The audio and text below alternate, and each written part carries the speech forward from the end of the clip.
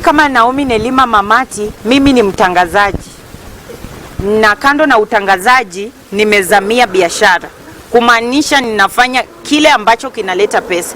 Vijana, kile ambacho ningependa kuambia ni kwamba tusiangalie ya kwamba nimesomea nini, niko na degree gani. Hiyo haina maana. Sasa tunaangalia ni nani yako na pesa. Fanya kile ambacho kinaweza kuleta pesa ukiendelea kufuatilia hiyo degree yako. Lakini ukisema eti unangoja kwanza uajiriwe, utapata umefika miaka 46 na bado hujajiajiri. Kwa hivyo tujitume kabisa, tutumie mtandao kutengeneza pesa. Manake hata hii Nelima Household ilianzia tu kwa mtandao, ndiposa baadaye tukawa na duka. Kwa hivyo vijana, tutumie bundles vizuri, tutumie simu zetu vizuri, na tutajipata ya kwamba maisha yetu itabadilika. Tusitumie simu tu kupea sifa politicians, na hawa politicians pengine watusaidie. Tufanye vitu ambavyo vinaweza kutufaidi, na siku zijazo tutaona matunda yake. Na hili litafikia tu iwapo sisi kama wazazi tutachangamka, tukae na watoto wetu, haswa msimu huu wa Christmas. Wewe kama mama, saa 12 imefika, unatuma mtoto kwa soko. Boda wamemngoja huko, wanampatia lift.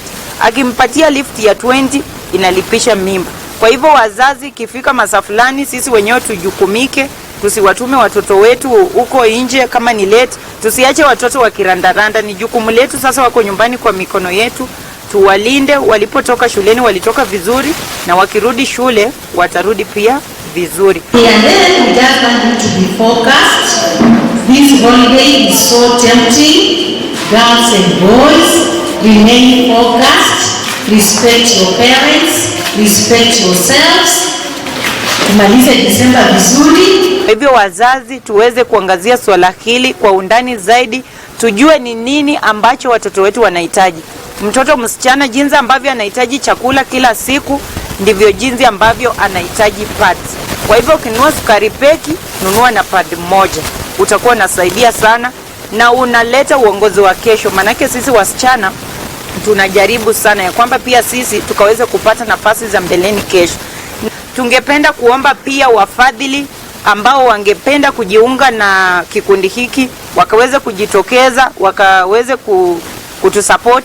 Manake mwezi wa 8 tulikuwa Webuye, na leo tumekuja huku Kibisi. Kumaanisha next time pengine tutakuwa Kakamega ama tuende Trans Nzoia.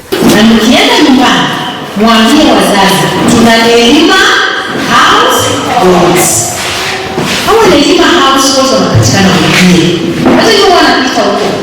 Mama anataka kununua kitu chochote cha nyumba. Ningependa tu kuambia wazazi, haswa wazazi wa kiume, kina baba, swala la pads ni swala la kila mtu. Sisi wakina baba tusione ya kwamba swala la pads ni swala la kina mama, tuachie wa kina mama peke yao. We kama mzazi wa kiume, ukifika nyumbani kama umetoka kuonja hizo vitu zako, neole ngore banga vanoli vana vange mwalile olimwe kure, ili ujue watoto wako wanaendelea. Manake hizi vitu zimechangia mimba za mapema, watoto wanatoroka shuleni, ni kwa sababu wazazi hatuko karibu nao. Sisi tunataka watoto kusoma. Vitu vingi sana ambavyo wasichana wanasumbuka navyo ni sanitary pads. Wengi wetu tunatoka from a humble background. Pengine mama hawezi kukununulia, na laptop upate mtu mwenye anaweza kukununulia na kutumia kwa njia mbaya. That is why sisi tukasema to protect our rights. Iwapo wakina mama, wasichana na Nelima Households, tunaweza tukakuja pamoja na tupate pads za wasichana. Wasichana si mtakuwa sawa sawa. Na siku ya leo kama Nelima Households pamoja na marafiki zangu tumeletea watoto pads, panties, vitabu, na pia tumewapa wosia jinsi ambavyo wanaweza kutumia vitu hivi. Manake pads ama kwa Kiswahili vinaitwa visodo imekuwa changamoto sana kwa watoto wasichana, ndiposa tukaamua kwamba siku hii ya leo tukaweza kutembea eneo hili, na imekuwa ni siku ya kufana sana.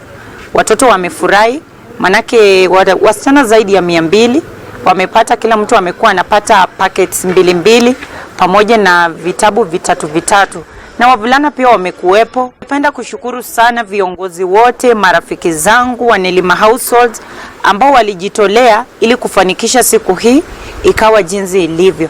Ninasema asanteni sana sana. Ningependa kushukuru mwakilishi wadi ya Mbakalo Bernard Kikechi, Women Rep Catherine Wambilianga, Mheshimiwa Dennis Nabirika na viongozi wote ambao sijawataja ambao wametoa mchango wao ili kufanikisha siku hii ya leo, na pia tumepikia watoto lunch.